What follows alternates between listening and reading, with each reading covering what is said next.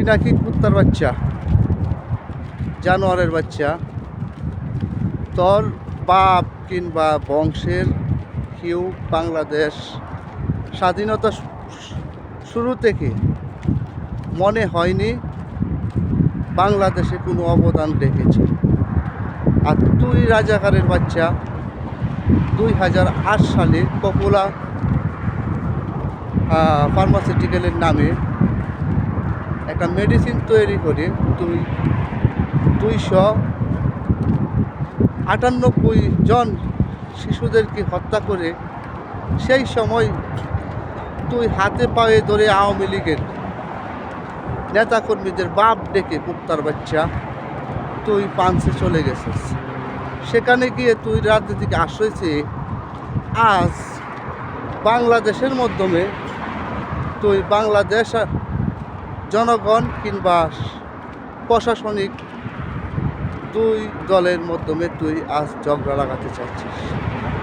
আর তুই দেশের ভিতরে যত কুযন্ত্রণা কুমন্ত্রণা দিয়ে যাচ্ছিস।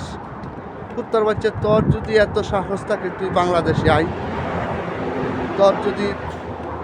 তুই যদি এক বাবার সন্তান হয়ে থাকিস তাহলে তুই বাংলাদেশে আস, এসে তারপর কথা বল।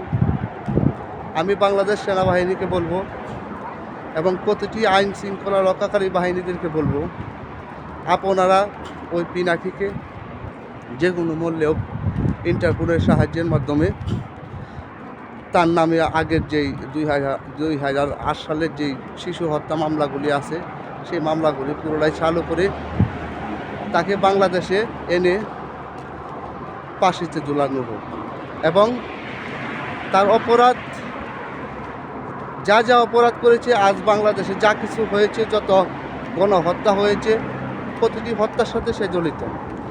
সেই প্রতিটি হত্যার হিসাব তার কাছ থেকে দিতে হবে এবং তার দিতে হবে।